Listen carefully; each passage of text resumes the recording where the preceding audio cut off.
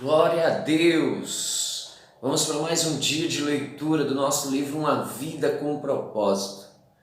E hoje, o dia 34, o tema é Pensando como Servo.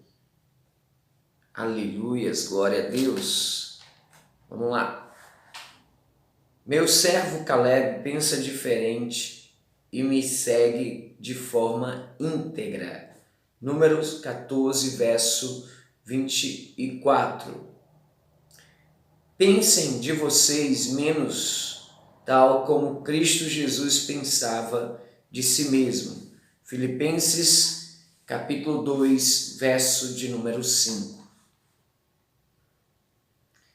Primeiro tópico, servir começa na mente. Ser servo requer uma mudança de rumo em sua mente, uma alteração de postura. Deus está sempre mais interessado em por que você faz algo do que no que você faz. Atitudes contam mais que realizações. O rei Amazias perdeu a graça de Deus porque fez o que o Senhor aprova, mas não de todo o coração. Servos verdadeiros servem a Deus com uma mentalidade que engloba 5 atitudes. Primeira, os servos pensam mais nos outros do que em si mesmos. Os servos pensam mais nos outros do que em si mesmos. Os servos se concentram nas outras pessoas e não em si. Esta é a verdade, essa é a verdadeira humildade. Não pensar menos de si, mas pensar menos em si. Eles são abnegados. Paulo disse: esqueçam de si o suficiente para ajudarem ao próximo. É isso que significa perder a vida, esquecer-se de si mesmo para servir aos outros. Quando deixamos de nos concentrar em nossas próprias necessidades, ficamos a par das necessidades ao nosso redor. Jesus esvaziou-se a si mesmo, tomando a forma de servo. Quando foi a última vez que você esvaziou-se de si mesmo para benefício de alguém? Você não pode ser servo se estiver cheio de si mesmo. É somente quando nos esquecemos de nós que fazemos coisas que merecem ser lembradas. Infelizmente, grande parte do serviço que prestamos é em causa própria. Servimos para que os outros gostem de nós, para sermos admirados ou para alcançarmos nossos objetivos. Isso é manipulação e não ministério. Ficamos o tempo todo pensando na verdade em nós mesmos e em como somos maravilhosos e nobres. Algumas pessoas tentam usar o serviço que fazem para barganhar com Deus. Vou fazer isso por você, Deus, se você fizer aquilo por mim. Os verdadeiros servos não tentam usar a Deus para seu propósito. Deixam que Deus os use para os propósitos dele. Ser abnegado, assim como ser fiel, é uma qualidade extremamente rara. Dentre todas as pessoas que Paulo conheceu, Timóteo foi o único exemplo que ele pôde apontar. Pensar como servo é difícil, pois entra em choque com o principal problema de nossa vida. Somos por natureza egoísta, pensamos demais em nós mesmos. Por esse motivo, a humildade é uma luta diária, uma lição que temos de reaprender. repentinamente.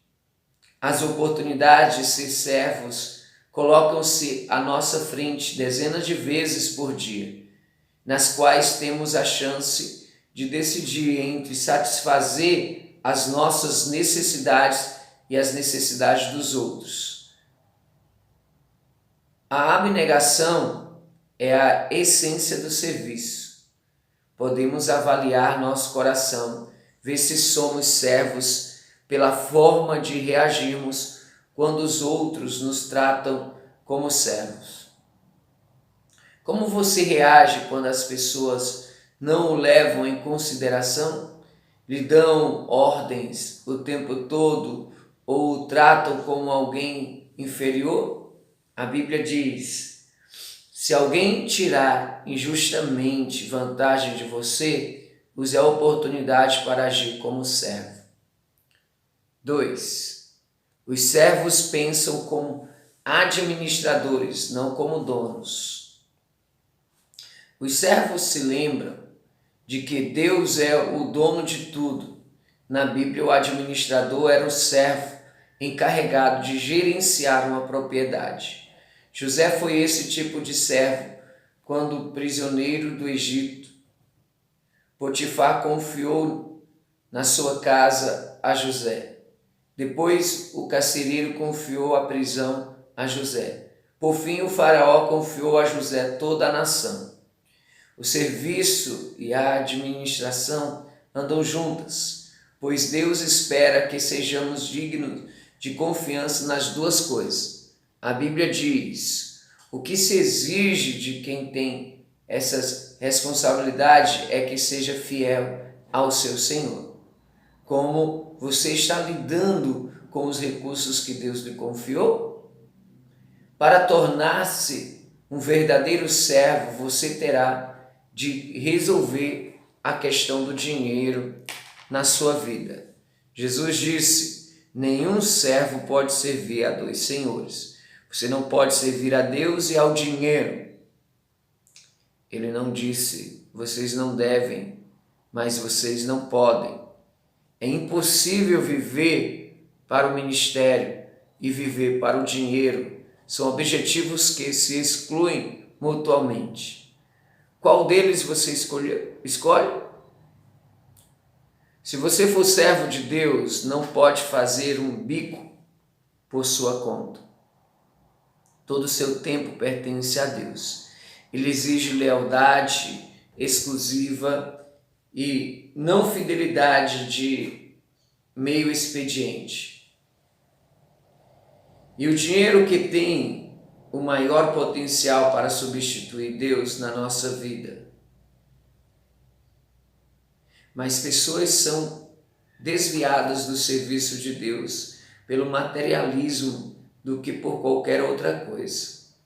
Elas dizem: após ter atingido meus objetivos financeiros, vou servir a Deus. É uma decisão tola pela qual se arrependerão por toda a eternidade. Quando Jesus é o seu mestre, o dinheiro serve você. Mas se o dinheiro for seu mestre, você se torna escravo dele. A riqueza não é absolutamente um pecado, mas deixar de usá-la para a glória de Deus o é. Os servos de Deus sempre se preocupam mais com o ministério do que com o dinheiro. A Bíblia é extremamente clara. Deus usa o dinheiro para saber se você é um servo fiel. Foi por isso que Jesus falou mais sobre o dinheiro do que sobre o céu ou o inferno. Ele disse: assim vocês não forem dignos de confiança em lidar com as riquezas deste mundo ímpio, quem lhes confiará as verdadeiras riquezas? A forma de você gerenciar seu dinheiro afeta a quantidade de bênçãos que Deus derrama sobre a sua vida.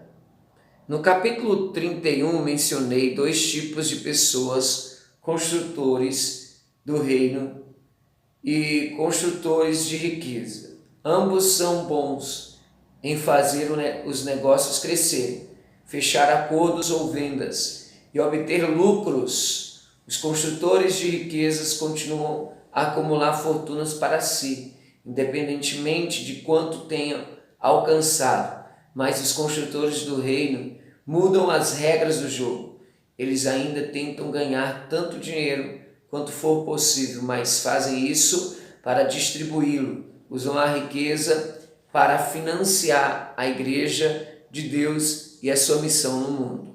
Na Saúde Black temos um grupo de diretores de empresas e donos de negócios que tentam fazer o melhor que podem. Então fazem doação à medida de suas possibilidades para promover o reino de Deus.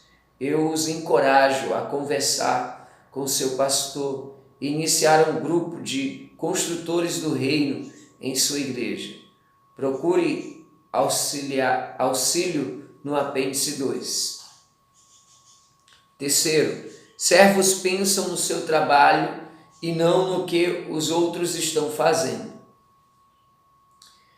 Eles não fazem comparações, não criticam, nem competem com os outros, servos ou ministérios.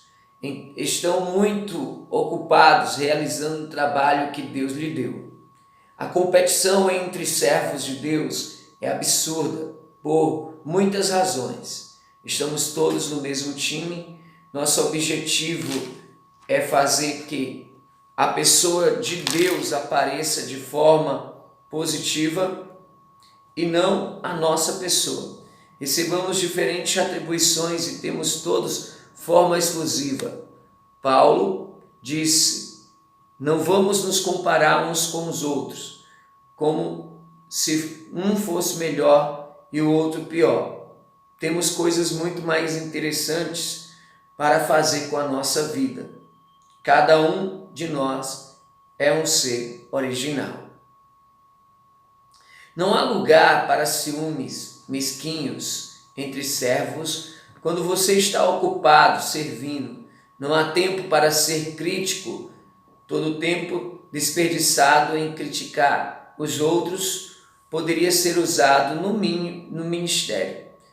Quando Marta reclamou para Jesus que Maria não ajudava com o trabalho, ela perdeu seu coração de serva. Os verdadeiros servos não reclamam de injustiça, não sentem pena de si mesmo, nem ficam aborrecidos com os que não servem. Eles apenas confiam em Deus e seguem servindo. Não é nossa função avaliar os outros servos do Mestre. Terceiro, Não é nossa função avaliar os outros servos do Mestre. A Bíblia diz que quem é você para criticar o escravo de alguém? O Senhor determinará se seu escravo foi bem-sucedido ou não. E também não é a nossa função nos defendermos das críticas. Deixe que seu mestre tome conta disso. Siga o exemplo de Moisés, que se mostrou verdadeiramente humilde quando enfrentou oposição. Ou faça como Neemias, cuja resposta às críticas era simplesmente: meu trabalho é muito importante para que eu o interrompa agora para conversar com vocês. Quarto, se você serve como Jesus, pode esperar ser criticado. O mundo e até mesmo grande parte da igreja não compreende o que Deus valoriza. Um dos mais belos atos de amor demonstrados a Jesus foi criticado pelos discípulos. Maria tomou a coisa mais valiosa que possuía, um perfume caro, e derramou sobre Jesus. Seu generoso serviço foi chamado desperdício pelos discípulos, mas Jesus o chamou significativo. E isso é tudo o que importa. Seu serviço para Cristo nunca será um desperdício, não importa o que os outros digam. Quinto, os servos baseiam sua identidade em Cristo. Por se lembrarem de que são amados e aceitos pela graça, não têm de provar seu valor. Eles aceitam de bom grado trabalhos que pessoas inseguras considerariam abaixo delas. Um dos mais profundos exemplos de serviço realizado a partir de uma autoestima segura foi a lavagem dos pés dos discípulos, realizadas por Jesus. Lavar os pés era equivalente a ser engraxate, função desprovida de status, mas Jesus sabia quem era. Então, a tarefa não ameaçou sua autoestima. A Bíblia diz: Jesus sabia que o Pai havia colocado todas as coisas debaixo do seu poder e que viera de Deus. Assim levantou-se da mesa, tirou sua capa e colocou uma toalha em volta da cintura. Mais um tópico: se você quer ser servo, deve depositar sua identidade em Cristo. Somente pessoas seguras de si podem servir pessoas inseguras. Então, estão sempre preocupadas. Vamos lá. Somente pessoas seguras de si podem servir. Pessoas inseguras estão sempre preocupadas com a aparência perante os outros. Elas temem a exposição de suas fraquezas e se escondem sobre camadas de orgulho e pretensão.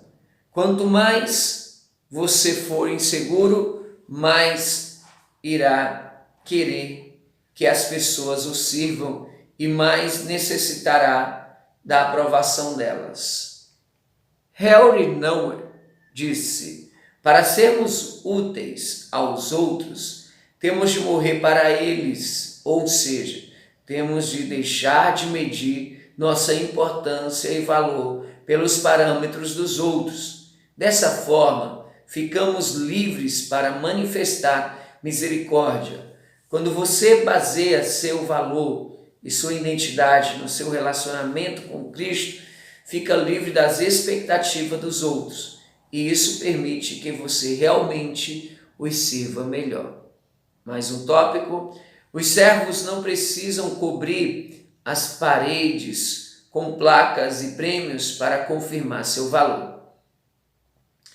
Eles não insistem em ser tratados por título, nem se envergonham, nem se envolvem em mantos de superioridade. Os servos consideram irrelevantes os símbolos de status e não medem o próprio valor pelas realizações.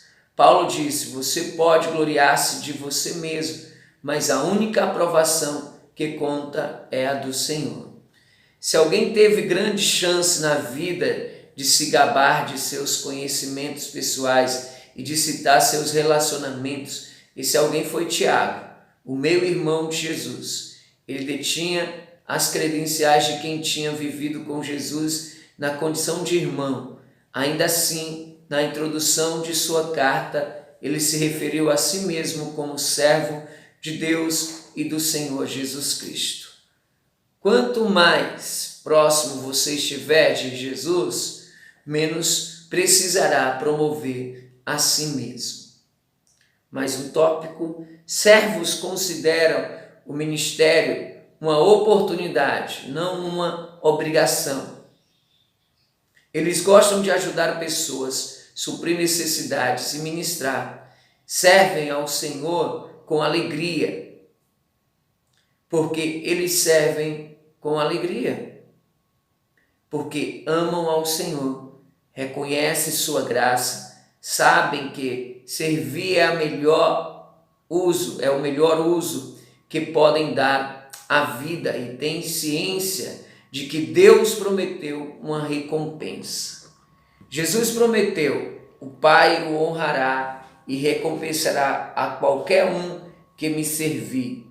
Paulo disse: ele não esquece o trabalho que vocês fizeram, nem o amor que lhe mostraram na ajuda que deram e ainda estão dando aos seus irmãos na fé. Imagine o que poderia ter acontecido se apenas 10% dos cristãos em todo o mundo levasse a sério seu papel de servo. Imagine todo o bem que poderia ter sido feito. Você está disposto a ser uma dessas pessoas? Não importa a sua idade, Deus irá usá-lo se começar a agir e a pensar como servo. Albert